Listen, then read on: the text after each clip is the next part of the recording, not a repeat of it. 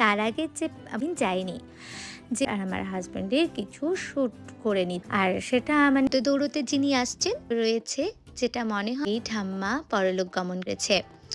তো এই সম্পর্ক করে পাঠিয়ে হোক না কেন তবে হ্যাঁ, আমার পিহক এখানে হচ্ছে আমার মেজো পিহা, তারপরে আর ও খেলো তো ঠান্ডা হয়ে যায়। রাধে রাধে, আমি প্রমিতা। আমার একটা সম্পূর্ণ নতুন ব্লগে আপনাদের সবাইকে স্বাগত জানাই। আজ কোথায় যাচ্ছি বলুন তো? আমি যাচ্ছি আইবুড়ো ভাত খেতে আমার ছোট পিসির বাড়ি। আমার হাজব্যান্ডের এবং আমার সেখানে ইনভিটেশন ছিল। তো ভাইয়ের একটা কাজ ছিল, তো তার যে মানে গন্তব্যস্থল রয়েছে, আমরা সেখানে ভাইকে ড্রপ করে দিই। দেন আমি আর আমার হাজব্যান্ড চলে যাই আমাদের গন্তব্যস্থল আমার ছোট পিসির বাড়ি।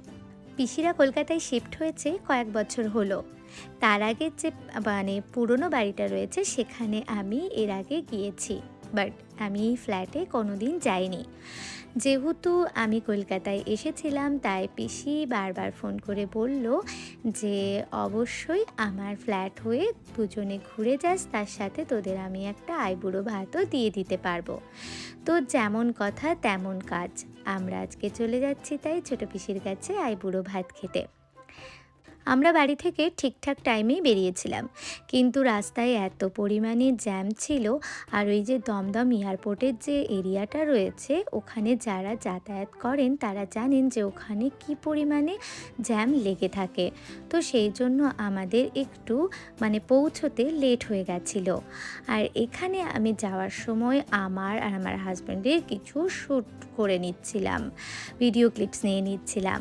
আর ওর সঙ্গে থাকলে আমার তো কিছু একটু না একটু ঝামেলা হতেই থাকে, আর সেটা মানে নর্মাল আর কি, না হলেই বরং সেটা অ্যাবনর্মাল। এই দেখুন, কথা বলতে বলতে পৌঁছে গেলাম আমার ছোট পিসির বাড়ি। এই যে দৌড়তে দৌড়তে যিনি আসছেন তিনিই আমার ছোট পিসি। দেখে কি মনে হচ্ছে ছোট পিসি?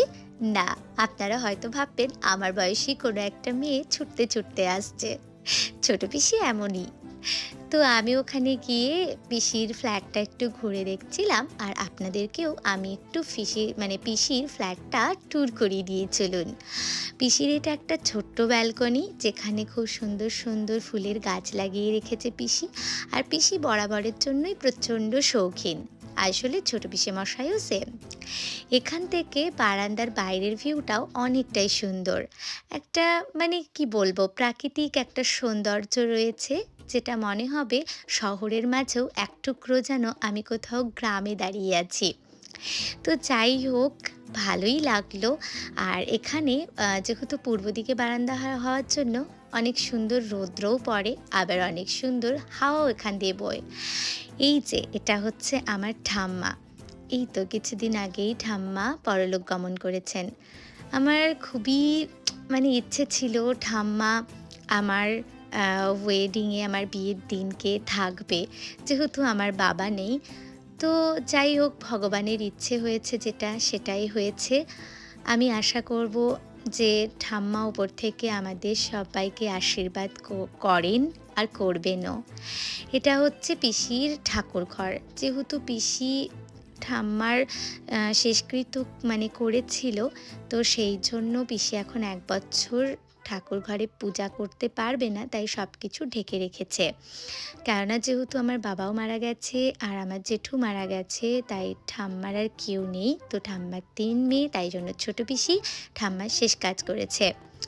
তো এখানে পিসি আমাদের জন্য একদম জোর কদমে তৈয়ারি করছে, সব খাবার খেতে দেবে, সেই জন্য পিসি সব জিনিসপত্রগুলোকে বার করছে, খাবারগুলোকে। আর আমি একটুখানি ফ্ল্যাটটা ঘুরে নিচ্ছিলাম, তার সাথে সাথে কিছু ভিডিও ক্লিপসও নিয়ে নিচ্ছিলাম। আর যেহেতু আমি প্রথমবারের জন্য এসেছি, তো সেই জন্যই আমি যখন প্রথম পিসির বাড়ি ঢুকলাম মানে এই ফ্ল্যাটে, তখন মনেই হলো না আমি যেন প্রথমবারের জন্যই এসেছি। সত্যি কথা বলতে কি, আমরা ভগবান আমাদেরকে যে যে সম্পর্ক করে পাঠিয়েছে পৃথিবীতে, আমরা যদি আমাদের নিজেদের থেকে 100% দিই, আর যদি অপরপক্ষ থেকে যদি 100% নাও হয়, যদি 80%ও হয়, তাহলে সে সম্পর্ক অনেক বেশি সুন্দর হয়ে যাবে। কিন্তু আপনারা একটা জিনিস দেখবেন, আপনি যখনই কোনো একটা সম্পর্কে, সে বিবাহ সূত্রে পাওয়াই সম্পর্ক হোক, সেটা মায়ের কাছ থেকেই কোনো সম্পর্ক আসুক বা বাবার কাছ থেকেই, বা সেটা একাডেমিক্যালি কোনো সম্পর্ক হোক না কেন, দেখবেন যদি আপনি সম্পূর্ণ এফোর্ট দিয়ে চান আর উল্টো দিকের মানুষ যদি কোনো এফোর্টই না দেয়, তাহলে সেই সম্পর্ক টেকানো খুবই মুশকিল এবং শেষ পর্যন্ত সেই সম্পর্ক কিন্তু টেকেও না। এসব কথা কেন বলছি?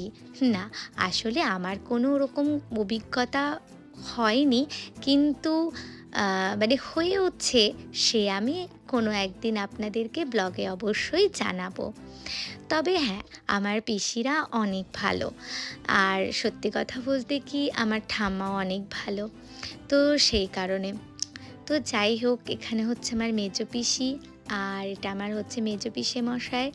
আর আমার মা ভিডিও কল করেছে, তো পিসিদের সাথে কথা বলছে, সাথে আমার বোনও কথা বলছিল।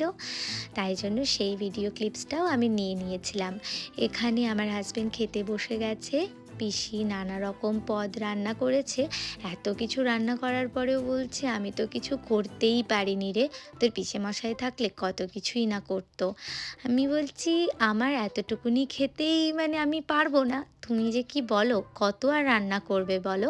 5 রকমের ভাজা করেছে, ওর জন্য মাছ ভাজা করেছে, কাতলা মাছ, তারপরে চিকেন করেছিল, ভাত করেছিল, তো তাছাড়া ছিল দই, মিষ্টি, অনেক কিছুই, ডাল। আমার জন্য, আমি যেহেতু ভেজ খাই, তো সেই জন্য আমার জন্য সাদা ভাত, তারপরে হচ্ছে বাঁধাকপির তরকারি করেছিল, একটা চচ্চড়ি করেছিল, বেগুন ভাজা, তারপরে পনিরের তরকারি, অনেক অনেক কিছু। আর তার সঙ্গে তো দই মিষ্টি। আপনারা ভাবছেন তো আমি কতটুকুনি খেয়েছি? না, আমি খেতে পারিনি। আমি ওই সব কিছুই একটু একটু খেয়েছি।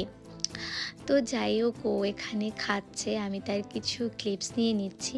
আসলে আমার হাজব্যান্ডের জানেন তো, অন্য কিচ্ছু লাগে না, মানে একটু যদি চিকেন হয় আর একটু যদি রাইস হয়, তাহলেই ও ভালো মতো খেয়ে নেয়। আর ও যেখানে জব করে, আপনাদের আগেই বলেছি, ওখানে ভেজই পাওয়া যায়, কোনো ননভেজ পাওয়া যায় না। ননভেজ খেতে হলে ওকে প্রপার দিল্লিতে আসতে হয়। তো যাই হোক, আর ও খেয়ে নিচ্ছে। আর পিসি আমাকে বলছে, আর ভিডিও ক্লিপস আবার পরে নিবি, আগে তুই একটু খেয়ে নে, খাবার তো এমনি অনেক আগে করেছি, তোদের আসতে একটু লেট হলো, তো ঠান্ডা হয়ে যাচ্ছে। তো কেননা এত জ্যাম ছিল, আমরা ঠিক টাইমেই বেরিয়েছিলাম। Thank you for watching my full blog. Till then অনেক অনেক ভালো থাকবেন। Tata, see you soon.